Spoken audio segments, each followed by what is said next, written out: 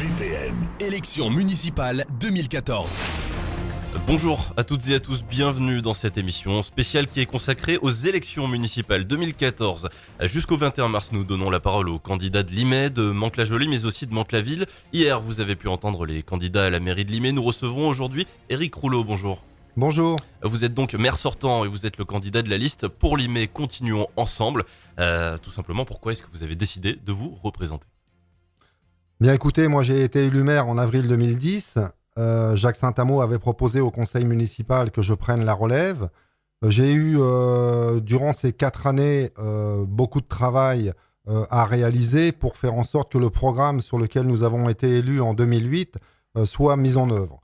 Donc le bilan est relativement intéressant puisque 98% des engagements que nous avions pris devant les Liméens en 2008 a été mis en œuvre. Bon, on va parler de la suite des engagements justement. Premier axe majeur de votre programme, le développement économique, c'est bien la priorité de tous les maires français. Ça passe d'abord par l'emploi selon vous. Est-ce que l'emploi déjà va bien à Limay ? Bien écoutez, on a décidé dans le mandat 2008-2014 de faire des efforts particuliers pour créer les conditions de favoriser l'emploi sur le territoire liméen. La première des choses, c'est que à Limay, nous avons fait le choix, depuis maintenant plusieurs décennies, de gérer les services publics en régie municipale. Ça offre des emplois locaux, notamment aux Liméens. C'est vrai que la masse salariale à Limay est supérieure aux villes de la même strate, mais le périmètre de travail, d'investigation de la ville est supérieur compte tenu que nous avons fait le choix de la régie municipale. Donc premièrement, plus d'emplois à Limay pour satisfaire les besoins locaux. Deuxième élément, et ça c'est mis en œuvre depuis maintenant 3 ans, on a décidé de favoriser le rapprochement entre les entreprises et les demandeurs d'emploi. Et là, on a réalisé 2 choses. Le forum Carrefour Emploi Formation, qui a été en 2013 une vraie réussite. 600 jeunes ont participé au forum, une trentaine d'entreprises liméennes, et nous avons réglé à peu près 70 cas, c'est-à-dire un contrat CDD, une alternance, une embauche. Voilà, donc on n'a pas la prétention effectivement de se substituer à la responsabilité de l'État, notamment Pôle emploi, mais également les grandes associations comme la mission locale. Mais nous pensons que compte tenu que Limay est une terre d'accueil d'entreprises, nous pensons que nous avons la possibilité de favoriser l'emploi des Liméens dans ces entreprises implantées à Limay. Et la troisième chose, là également nous sommes au travail, c'est de continuer de favoriser le développement économique en s'appuyant notamment sur les atouts de Limay, c'est-à-dire l'éco-industrie avec le port qui regroupe 25 entreprises, 1200 emplois, mais également un projet de développement de 50 hectares dans la zone des hauts reposoirs. Est-ce que vous fixez un bon bilan en termes de fiscalité à Limay et surtout à quoi ressembleront les impôts demain si vous êtes réélu ? Écoutez, c'est vrai que c'est un débat de campagne, la question de la fiscalité, et pas qu'à Limay, partout. Vous savez qu'à Limay, la pression fiscale est la moins élevée du département. Nous avons un taux de 17%, alors que la moyenne des villes de la même strate est à 24%. La différence, c'est qu'en moyenne, à Limay, quand un administré paye 1, dans les villes de la strate, c'est-à-dire 10 000, 20 000, au niveau national, il paye 1,5. Donc, il y a une pression fiscale très, très faible parce que nous avons fait le choix depuis maintenant plusieurs décennies, Maurice Quétier, Jacques Saint-Amand, d'aller chercher les ressources par le développement économique, ce qui nous a permis effectivement d'instaurer une fiscalité en direction des citoyens beaucoup moins élevée que ce qu'on peut connaître par ailleurs. Là, nous sommes dans une situation difficile et partout, dans toutes les villes de France. Pourquoi ? C'est ce que j'appelle le double choc. Le premier choc, ça a été la réforme de la taxe professionnelle mise en place par Nicolas Sarkozy. Tout le monde parle de développement industriel, de la nécessité de la croissance économique, mais ce qu'il faut savoir, c'est qu'avec cette réforme de la taxe professionnelle, les villes qui ont fait le choix du développement économique et industriel ont été fortement pénalisées. Ça, c'est le premier choc. Et le deuxième choc, c'est malheureusement la poursuite avec le gouvernement Hollande de cette politique de rigueur et d'austérité que d'ailleurs M. Brahms se soutient. Il est un fervent défenseur de la politique mise en œuvre par le gouvernement Hollande. Nous, la liste pour l'IME Continuons Ensemble, nous sommes dans une logique d'action, nous sommes dans une logique combative pour créer les conditions que le gouvernement change de cap sur cette question-là. Parce qu'on ne peut pas maintenir une pression fiscale faible si les ressources, les recettes continuent de diminuer de manière drastique. Donc il va falloir allier ces deux choses-là selon vous. Continuer d'investir parce que vous êtes souvent pour l'investissement dans un contexte donc de baisse de dotation d'État. Tout à fait. Moi, j'estime que dans une période de crise économique, il faut investir. Et je pense que la rigueur qui est mise en œuvre par le gouvernement à l'encontre des collectivités locales freine la croissance. C'est-à-dire que les collectivités locales, pour équilibrer les comptes, puisque contrairement à l'État, nous, on est obligé de voter des budgets en équilibre, eh bien, on peut agir, bien évidemment, sur la réduction des dépenses, et c'est ce qu'on fait à l'IME, mais également sur les recettes. Donc, cette politique qui consiste à systématiquement demander aux collectivités locales de se serrer la ceinture, comme d'ailleurs aux citoyens, de se serrer la ceinture, nous pensons que c'est antinomique avec cette volonté qui est affichée par tout le monde de croissance économique pour générer de l'emploi. Le droit à la sécurité, c'est ce sur quoi aussi vous insistez, ça fait partie de vos engagements. Quels moyens déjà avez-vous mis en place durant ce mandat et qu'est-ce que vous souhaiteriez développer et poursuivre ? Premièrement, la question de la sécurité est, de mon point de vue, une responsabilité régalienne, une responsabilité d'État. Moi, je suis pour la mise en place d'une police nationale disposant des moyens nécessaires pour faire de la proximité. Or, ce qu'on constate à l'IME, nous avons un commissariat qui a été mis en place en 1992. Quand il a été mis en place en 1992, il y avait 25 fonctionnaires de police qui étaient chargés de faire de l'arpentage, de la proximité, des policiers qui connaissaient les rues, qui connaissaient les gens, etc. Depuis 1992, tout le monde parle de sécurité, mais les moyens dévolus à la police nationale ont été réduits de manière très conséquente. Donc la première des choses sur lesquelles moi je m'engage, c'est de réactiver, d'amplifier les bagarres, les batailles avec les citoyens de l'IME, avec les élus, pour exiger le renforcement des moyens dans le commissariat de l'IME. Première chose. Et la deuxième chose sur laquelle on s'engage, c'est clairement indiqué dans le programme, c'est de déployer des moyens supplémentaires au niveau de la commune, donc des agents communaux, pour faire de la médiation, faire de la prévention et tenter de remédier à toutes les incivilités du quotidien qui empoisonnent la vie des gens. Le thème de l'éducation maintenant, est-ce que selon vous, il y a assez de place dans les écoles liméennes aujourd'hui ?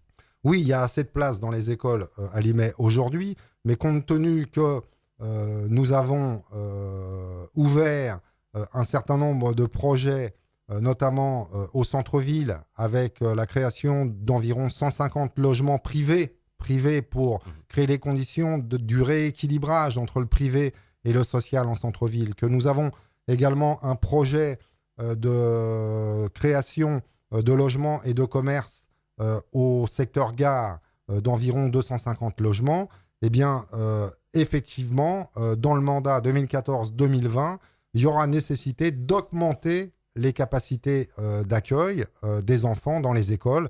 Et c'est les raisons pour lesquelles nous avons proposé de construire un nouveau groupe scolaire sur les parcelles du Petit Mousset. Parlons urbanisme, donc vous venez de l'évoquer, des logements au niveau du secteur de la gare, un réaménagement nécessaire selon vous ? Secteur de la gare et centre-ville d'ailleurs, ce sont deux projets majeurs en termes d'urbanisme. Je commence par le secteur gare.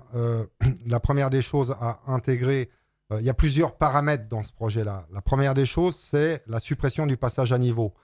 On a beaucoup travaillé dans le dernier mandat sur le sujet. Nous avons un engagement ferme de RFF. Le projet, c'est 10 millions d'euros. Donc le bouclage financier est trouvé. La fenêtre de tir pour passer sous les voies ferrées, ça sera avril 2015. Le deuxième élément qu'il faut intégrer dans ce projet-là, c'est l'extension du port. hein. Je parlais tout à l'heure de développement économique. Là, nous avons un projet d'extension du port sur les 30 hectares nord. Donc ça jouxte effectivement ce projet immobilier. Le troisième élément, c'est la bataille que nous avons engagée et il y a du résultat puisque le STIF a décidé dans son conseil d'administration de lancer des études importantes sur la réintroduction de semi-direct. Donc, c'est redonner de l'attractivité à la gare de Limay et effectivement, la cerise sur le gâteau, c'est le réaménagement de la friche Solex, hein, l'entreprise Solex qui était implantée donc à droite du boulevard Wilson avant le passage à niveau. Là, nous avons un projet d'achèvement du quartier, si je puis dire, avec la création de 250 logements et de 1000 mètres carrés de surface commerciale en complément des commerces existants sur la place Robespierre. Du commerce et des logements donc pour le centre-ville aussi, ça aussi. Pour Ça le fait partie de vos centre-ville, projets. nous avons également travaillé avec les outils du département, hein, notamment les PAMSA, mais aussi le PFI, pour essayer d'avoir la maîtrise foncière d'un certain nombre de parcelles pour effectivement générer de la création de logements, des logements privés pour un rééquilibrage entre le privé et le social, mais également l'extension de l'offre commerciale. Et tout ça, nous l'imaginons dans le cadre de la passerelle hein, qui va être installée sur le pont Cassé, mais également en encorbellement sur le pont de Mende, qui permettra de relier par des coulées douces empruntées par les piétons et les vélos les berges de Mantes-la-Jolie avec celles de Limay, et donc d'alimenter l'attractivité du centre-ville de Limay. Donc embellissement, requalification de la rue nationale, création de logements privés, augmentation de l'offre commerciale, tout ça, c'est un projet qui a fait l'objet d'une concertation en conseil municipal avec les commerçants et avec les citoyens de Limay. Un mot sur l'intercommunalité, donc la communauté de communes des Coteaux du Vexin qui existe depuis un peu plus d'1 an. Un petit bilan selon vous et aussi quelle perspective ? La première des choses, c'est que nous avons atteint notre objectif. Nous nous étions engagés auprès des Limayens pour mener la bataille, agir pour la création d'une communauté de communes à taille humaine sur la rive droite. Cet engagement a été tenu. Nous avons réussi à convaincre les élus du Mantois, nous avons réussi à convaincre le préfet pour la mise en place de cette petite communauté de communes de 21 000 habitants avec Guitrancourt et Issou. Donc elle a été mise en place en janvier 2013. Aujourd'hui, ça fonctionne. Il y a un certain nombre de projets. Ceci étant, on a bien pris connaissance de la nouvelle loi qui vient d'être votée sur le sujet, affirmation des métropoles et modernisation de l'action publique, qui est d'ailleurs soutenu par la totalité des candidats liméens, M. Brahms comme M. Chaland, qui prévoit la mise en place d'une communauté d'agglomération de 200 000 habitants dans l'unité urbaine de Paris Métropole.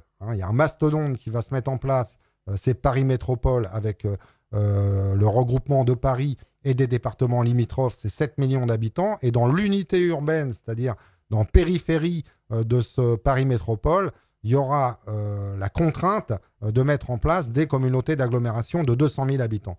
Moi, je suis contre ça. Je ne suis pas contre la mise en place, je ne suis pas contre l'intercommunalité, la coopération intercommunale, mais je souhaiterais que ça se passe dans le cadre de coopératives municipales, c'est-à-dire que les communes conservent des prérogatives, conservent des pouvoirs, parce que les communes, ce sont là où nous sommes le plus proches des citoyens.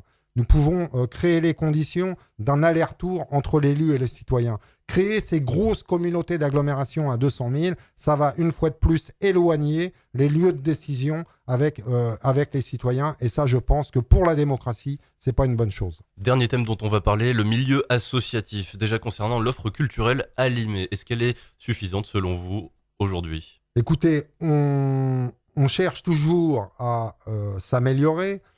On cherche toujours à faire mieux, mais Limay dispose d'une médiathèque avec 40 000 ouvrages gratuits pour les Limayens.